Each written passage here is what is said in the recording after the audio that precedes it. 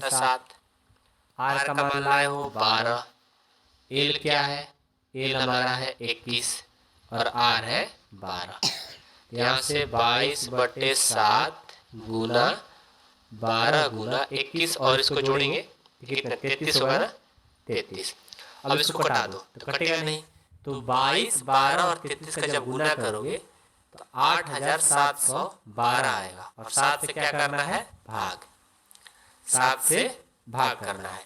जब 7 से भाग दोगे ना तो देखो हम भाग करके पहले से रखे हुए हैं, इसका आएगा 1244.57 आएगा। इसका आगे भी आएगा लेकिन 2 अंक ही तक, मतलब दशमलव के 2 अंक तक लिख दो, आपका काम हो जाएगा। ये मीटर में दिया है, क्षेत्रफल निकाले हैं तो स्क्वायर इसमें लग जाएगा आपका आंसर। ठीक है, बहुत ही आसान है, इस क्वेश्चन को आप अच्छे से बनाओ, बहुत आसान है। ठीक है ना, ज्यादा घबराने की जरूरत नहीं है। क्वेश्चन नंबर 3 देखो, 3 क्या है आपका, एक शंकु का वक्र पृष्ठीय क्षेत्रफल 308 सेंटीमीटर स्क्वायर है और इसकी त्रिज्यक ऊंचाई 14 सेंटीमीटर है, तो ज्ञात कीजिए। 2 प्रश्न है, आधार की त्रिज्या, शंकु का कुल पृष्ठीय क्षेत्रफल। ये भी हमारा जो प्रश्न है ना बहुत ही आसान है। ठीक है, बस आपको अच्छे से बनाने की कोशिश करना है मेरे भाई। ठीक है, आइए तो पहला हम प्रश्न बनाते हैं। सबसे पहले हमारा इसका त्रिज्यक ऊंचाई यानी एल दिया है 14 सेंटीमीटर और आपको शंकु का वक्र पृष्ठीय क्षेत्रफल ए दिया है, तो लिखेंगे शंकु का वक्र पृष्ठीय क्षेत्रफल क्या दिया है 308। ठीक है, इसका फॉर्मूला जानते हो ना कि शंकु का वक्र पृष्ठीय क्षेत्रफल क्या होता है, पाई आर एल होता है, तो इसके जगह हमने पाई आर एल लिख दिया और ये 308। अब यहाँ देखो पाई का मान 22/7, आर का मान पता नहीं है, एल का मान पता है और ये हो गया 308। अब यहाँ से देखो आर बराबर करेंगे तो 308 है। अब इधर जो भाग दे रहा था इधर आएगा तो गुना कर देगा, और जो गुना कर रहा था इधर आएगा तो भाग कर देगा, तो इसको भाग करके कटा दो, 7 दूनी 14, 2 से इसको कटाएंगे तो कितने बार में, इसको कटाएंगे तो 2 एक बार में, 2 5 10, 104। ठीक है, अब क्या करेंगे 154 में 22 से भाग देंगे, 7 बार में कट जाएगा, यानी जो त्रिज्या है वो कितना है 7 सेंटीमीटर। आपका आंसर हो गया पहला का। अब बोला है शंकु का कुल पृष्ठीय क्षेत्रफल, तो शंकु का कुल पृष्ठीय क्षेत्रफल जानते हो ना, बहुत ही आसान है। आइए लिखेंगे शंकु का कुल पृष्ठीय क्षेत्रफल, कुल पृष्ठीय क्षेत्रफल क्या होता है पाई आर प्लस एल। ठीक है, पाई का मान 22/7, आर का मान 7 लाए हो और 7 प्लस एल का मान कितना है 14। यहाँ से देखो 22/7 गुना ये 7, 14 7 कितना 21, तो ये 7 7 कट गया और 22 और 21 से गुना करेंगे, 22 और 21 से तो कितना आ जाएगा, ये हो जाएगा 462। किस में दिया है सेंटीमीटर में ना, क्षेत्रफल निकाले हो तो सेंटीमीटर स्क्वायर में आ जाएगा। तो ये था हमारा प्रश्न संख्या 3 जो कि बहुत ही आसान था। ठीक है, अब हम प्रश्न संख्या 4 को देखेंगे।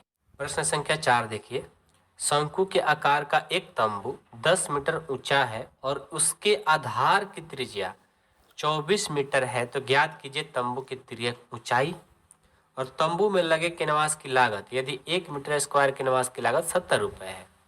तो सबसे पहले तो हमारा काम है कि तंबू का त्रिज्यक ऊंचाई बताया जाए, तो हम तो पहले शंकु बनाते हैं तभी तो पता चलेगा। ये हमारा शंकु हो गया। ठीक है, और आपको पता है कि जो शंकु होता है ना, ये इसका तिर्यक ऊंचाई होता है और तिर्यक ऊंचाई होता है, और इसका ऊंचाई क्या होता है आप जानते हो कि वृत्त का केंद्र यहाँ होता है और केंद्र से जो लाइन यहाँ बनती है वो कितने डिग्री का होती है 90 डिग्री। कितने डिग्री 90 डिग्री का, और इसी को हम लोग क्या बोलते हैं ऊंचाई बोलते हैं। क्या बोलते हैं ऊंचाई। तो देखो शंकु के आकार का एक तंबू 10 मीटर ऊंचा है, यानी जिसका ऊंचाई है ये 10 मीटर है। ठीक है, और होता है ना, ये इसका तिर्यक ऊंचाई होता है, और तिर्यक ऊंचाई होता है, और इसका ऊंचाई क्या होता है, आप जानते हो कि वृत्त का केंद्र यहाँ होता है, और केंद्र से जो लाइन यहाँ बनती है वो कितने डिग्री का होती है, 90 डिग्री। कितने डिग्री, 90 डिग्री का। और इसी को हम लोग क्या बोलते हैं, ऊंचाई बोलते हैं। क्या बोलते हैं, ऊंचाई। तो देखो शंकु का आकार का एक तंबू 10 मीटर ऊंचा है, यानी जिसका ऊंचाई है 24 मीटर है। त्रिज्या कितना है, 24 मीटर। मतलब यहाँ से यहाँ का जो त्रिज्या बनेगा वो कितना है, 24। यहाँ पर हमने 24 मीटर लिख लिया। ठीक है, तो आपसे बोला है तंबू का तिर्यक ऊंचाई, मतलब ये ऊंचाई आप बताओ क्या होगा, ये वाला। तो यदि हम इस फिगर को रफ में लेकर जाते हैं, अब रफ कहा जा रहा है, यहाँ पर आ जाओ। इस फिगर को हम यदि बाहर करते हैं तो ये वाला चीज बन रहा है, यही तो बन रहा है ना, कि ये दिया है 10 और ये दिया है 24, तो ये निकालना है। तो पाइथागोरस थ्योरम आप लोग पढ़े हो ना, पाइथागोरस थ्योरम। तो देखो ये होता है एच, ये होता है बी और ये होता है पी, मतलब ये कर्ण, ये आधार और ये लंब होता है। ये पता है ना आप लोगों को। तो चलो उसी फॉर्मूला पर इसको पहले निकालेंगे हम अपना कर्ण। ठीक है, कर्ण यहाँ पर क्या है, एल है। अब एल है तो लंबाई मत करने लग जाना, ठीक है ना। हमें क्या क्या इसमें दिया है, हमें लंब दिया है, लंब यानी पी उसको बोलते हैं शॉर्ट में, परपेंडिकुलर, ये 10 मीटर दिया है। आधार भी दिया है, आधार को इंग्लिश में बी बोलते हैं, ये कितना दिया है, 24 मीटर। हमें कर्ण बताना है फिगर के अनुसार। ठीक है, कर्ण यानी हमारा एल का काम कर रहा है, बट ये होता है एच। ठीक है, तो हमें क्या बताना है, एच, यानी हम इसको एल भी लिख सकते हैं, क्योंकि हम तिर्यक ऊंचाई को एल से सूचित करते हैं। तो एच के बदले आप एल भी लिख सकते हो, कोई दिक्कत नहीं है, ये हमें बताना है। तो चलिए हम क्या करेंगे, हमारा कर्ण बताना है ना, तो लिखेंगे कर्ण बराबर, कर्ण का फॉर्मूला क्या होता है, रूट अंदर लंब का स्क्वायर, लंब का स्क्वायर प्लस आधार का स्क्वायर। ठीक है, तो लंब कितना है, लंब जो है ये हमारा कितना है, 10, 10 का स्क्वायर, आधार है 24, 24 का स्क्वायर। तो यहाँ से हो जाएगा ये 100 और प्लस 24 का 576। ठीक है, तो यहाँ से 676 हो गया। अब 676 का जब वर्गमूल निकालोगे तो ये आता है 26। अब एक कर्ण हम किसको माने थे, एल को, यानी हमारा एल जो आया, एल जो आया 26 मीटर आ गया। एल क्या आ गया, 26 मीटर, यानी तिर्यक ऊंचाई हमने निकाल दिया।